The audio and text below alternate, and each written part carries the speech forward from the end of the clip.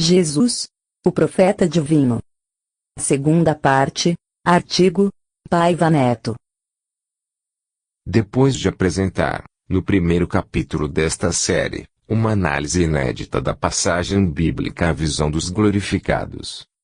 Apocalipse de Jesus, capítulo 7, versículos 9 a 17. Realçando o valor do ecumenismo. E demonstrar que a mensagem profética do Apocalipse do Cristo tem início no Antigo Testamento da Bíblia Sagrada. O líder da religião de Deus, José de Paiva Neto, prossegue com o fascinante estudo, muito apreciado pelo povo, do livro das profecias finais, como fica evidente pela numerosa correspondência endereçada à redação de Jesus está chegando, desde o lançamento da edição anterior, em 27 de outubro de 2007, no Templo da Boa Vontade, TBV. Coincidentemente, nessa data, eram comemorados os 17 anos do princípio desta série radiofônica, hoje transmitida pela Superrede Boa Vontade de Rádio. Na opinião dos leitores, o escritor Paiva Neto consegue simplificar a linguagem simbólica do Apocalipse para facilitar o entendimento das pessoas, tratando o texto sagrado como uma prosa de excelente qualidade. Com argumentos atuais e exemplos de diversas personalidades que, de alguma forma, colaboraram com a nossa sociedade, o autor deixa claro que, independentemente da crença ou descrença que cada uma professe, todas buscam o mesmo objetivo: melhorar a vida entre os seres humanos. Vamos, pois, ao pioneiro trabalho de Paiva Neto em levar a todos a decifração do Apocalipse de Jesus, em espírito e verdade, à luz do novo mandamento do Cristo. Amai-vos como eu vos tenho amado. Somente assim podereis ser reconhecidos como meus discípulos. Evangelho de Jesus, segundo João, capítulo 13, versículos 34 e 35. Os editores. A visão dos glorificados, no Apocalipse, e o rebanho único de Jesus, no Evangelho. Antes de prosseguir com a revelação profética de Jesus para os simples de coração, percebo a necessidade de ainda tecer um rápido comentário sobre a visão dos glorificados. Apocalipse, capítulo 7, versículos 9 a 17. Constante, na íntegra, do primeiro capítulo do primeiro programa desta série, o qual fotografa o rebanho único prometido pelo Cristo ecumênico. Recordo-me de um trecho da mensagem de Alzira Zarur, 1914 a 1979, em 1º de outubro de 1972, durante a proclamação do Apocalipse de Jesus, feita por ele, em Ribeirão Preto, SP, acerca do assunto. Não condenamos os que rejeitam a tese das religiões irmanadas como roteiro para o rebanho único. Mas o que julgamos assintoso, no ceticismo de certos pregadores sectários, é que teimam em não discernir onde termina o poder dos homens e onde começa o poder de Deus. Deveriam ser mais prudentes, mais fraternos, mais humildes e mais lúcidos. Se Jesus afirmou que haverá um só rebanho para um só pastor, que é ele mesmo, sabia perfeitamente o que estava dizendo. Saibam como, ou não o saibam, os chefes espirituais, o rebanho único é uma realidade. A nenhum cristão, digno deste nome, é lícito pôr em dúvida a palavra do fundador e supremo governante da terra.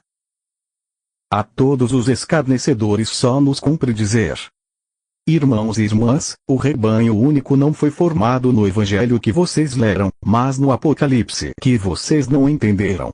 Pois, na verdade, já está formado no reino de Deus.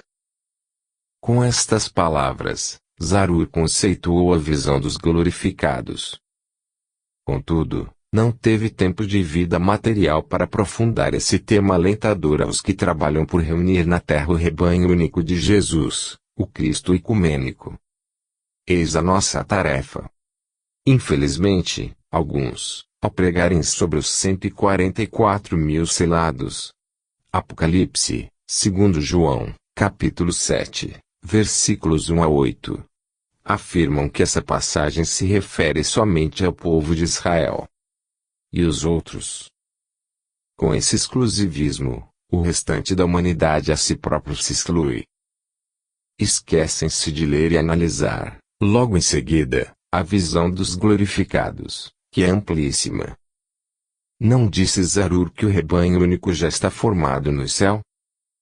E é lá que João o Evangelista observa e relata, após descrever a selagem dos 144.000 de Israel, que se vê perante uma grande multidão que ninguém podia enumerar, de todas as nações, tribos, povos e línguas, em pé diante do trono e diante do Cordeiro de Deus, trajando vestiduras brancas, com palmas nas suas mãos. Apocalipse de Jesus, capítulo 7, versículos 9 e 10. Nada mais, nada menos, justamente constante da visão dos glorificados, que ocorre, antes de tudo, no céu.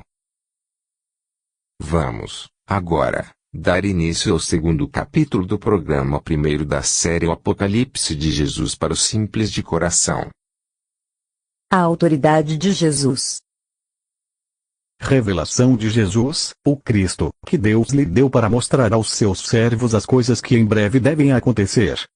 Apocalipse, segundo João, capítulo 1, versículo 1. Ora, ao mesmo tempo, nesse livro notável, que é uma revelação, vinda de Deus, dos fatos que em breve devem acontecer, o celeste dirigente apresenta-se a nós, humanidade, como realmente é, para dar ao Apocalipse, de público, o aval de sua extraordinária autoridade. Leamos com atenção o que anotou o evangelista profeta, no Apocalipse, capítulo 1, versículo 5. Jesus Cristo, a fiel testemunha, o primogênito dos mortos, e o soberano dos reis da terra. Diante disso, advém, como reforço, a pergunta: de que magnitude é a autoridade do Divino Mestre, a qual, conforme vimos, permitiu-lhe nos trazer de Deus o livro? Ele mesmo a exprime no seu Evangelho, consoante João, capítulo 10, versículo 30. Eu e o Pai somos um. Seguindo o raciocínio, sendo Jesus e o Pai tem ele a autoridade do próprio Deus no planeta Terra, do qual é coautor. E nos versículos 37 e 38 deste capítulo, após combater a incredulidade dos fariseus, ao lhes declarar que Deus o santificara e o enviara ao mundo para servi-lo como Filho do Altíssimo. Versículo 36. Jesus reitera sua palavra ao afirmar: se não faço as obras de meu Pai, não me acrediteis. Mas, se as faço, e não me credes, crede pelo menos por causa das minhas obras. Para que possais compreender que o Pai está em mim, e que eu estou no Pai. Deus e Jesus são, por conseguinte, a rocha sobre a qual podemos confiantemente construir e de forma segura aprender os ditames sublimes. Alcançamos, assim, a abrangência do motivo pelo qual Moisés, na escritura ancestral, inspirado pelo Criador, no seu cântico a toda a congregação de Israel, aconselha no Deuteronômio, capítulo 32. Versículos 1 a 4. Inclinai os ouvidos, ó céus, e falarei, e ouça a terra as palavras da minha boca. Goteje a minha doutrina como a chuva, destile a minha palavra como o orvalho, como o chuvisco sobre a relva e como gotas de água sobre a erva. Porque proclamarei o nome do Senhor. Engrandecerei o nosso Deus. Eis a rocha. Suas obras são perfeitas, porque todos os seus caminhos são juízos. Deus é fidelidade, e não há nele injustiça. É reto e justo. Razão por que o Divino Mestre repisou a necessidade de se construir sobre a rocha, que é o Pai Celestial, e Ele mesmo, posto que são um.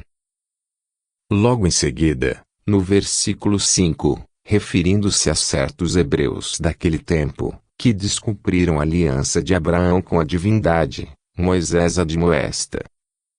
Procederam corruptamente contra ele. Já não são seus filhos, e, sim, suas manchas. É geração perversa e deformada. Para sacudir as mentes acomodadas. Puxa! Parece violência de Moisés. Mas não é. Basta às vezes é forçoso sacudir a percepção acomodada das criaturas. Não se esqueçam da peroração do Cristo, no Evangelho, segundo Mateus, capítulo 17, versículo 17. Quando repreende nada mais, nada menos que seus próprios discípulos, por não terem fé suficiente para curar um lunático. Comovido que ficara com o desespero do pai do jovem obsidiado, ele brada: Ó geração incrédula e perversa! Até quando estarei convosco? Até quando vos suportarei? A ciência, o prato de lentilhas, e o efeito estufa.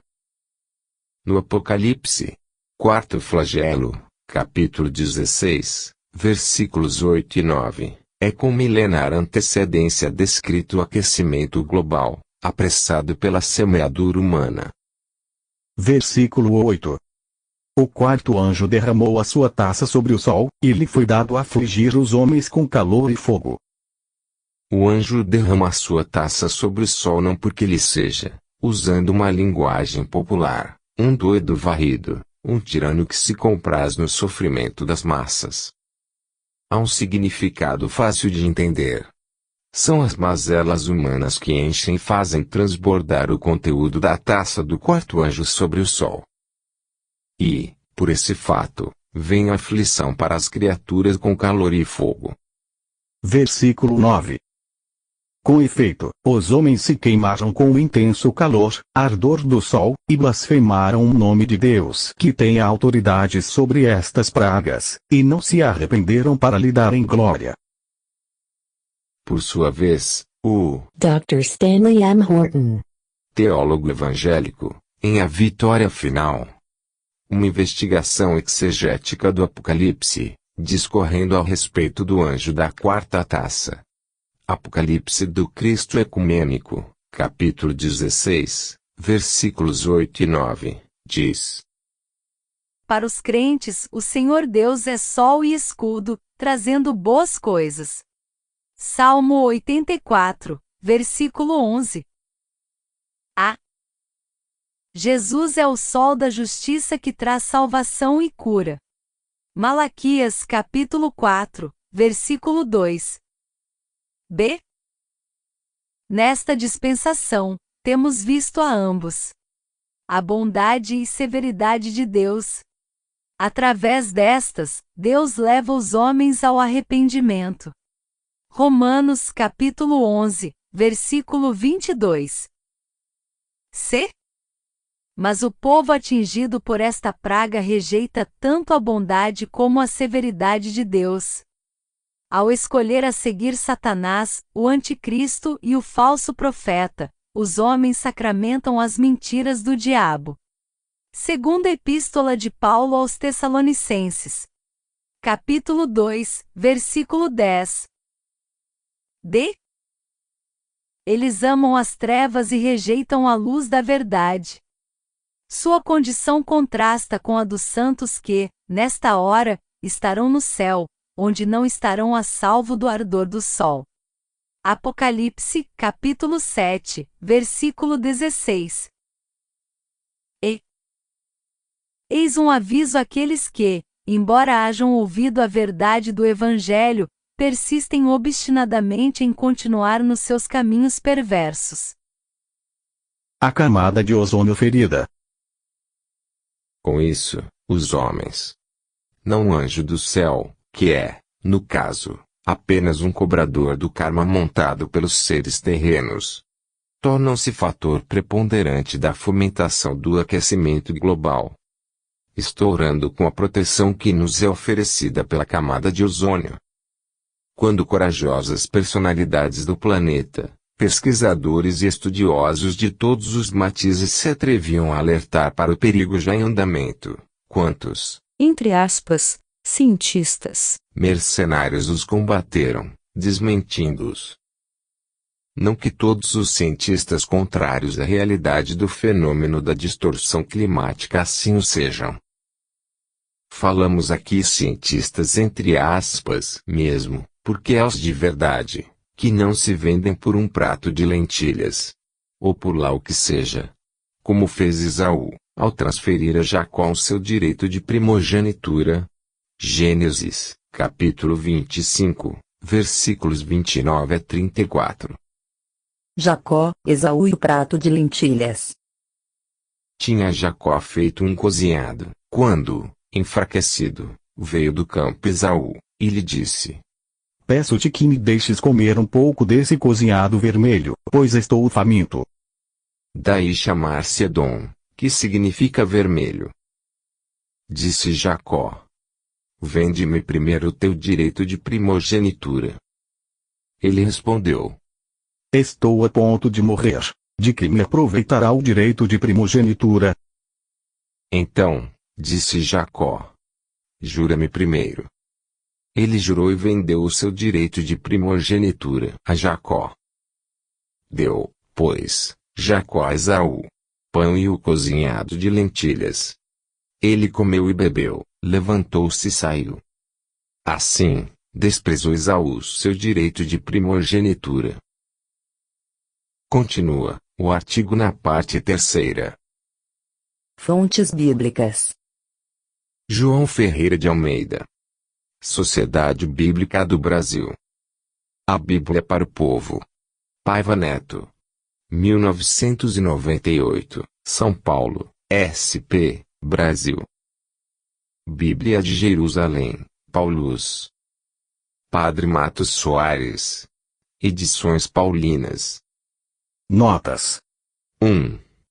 Horton, Stanley M. A Vitória Final. Uma investigação exegética do Apocalipse. Rio de Janeiro. CPAD. 1995. Item A. Salmo 84, versículo 11.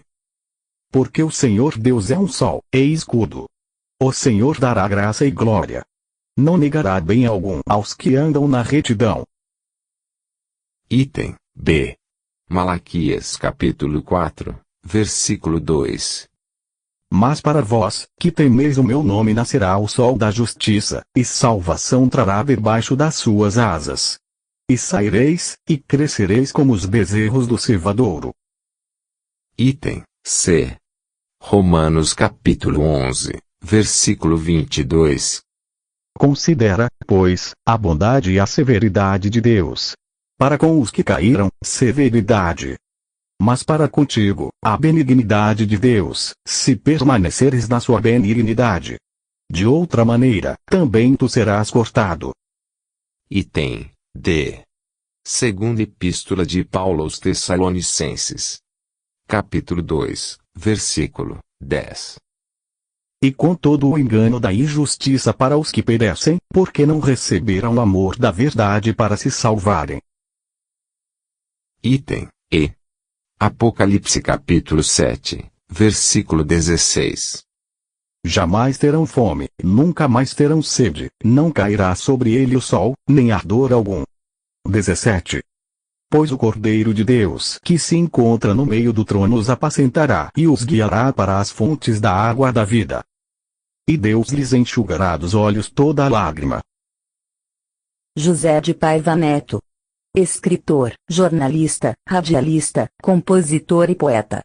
É diretor-presidente da Legião da Boa Vontade, LBV. Fonte do artigo. Acesse paivaneto.com.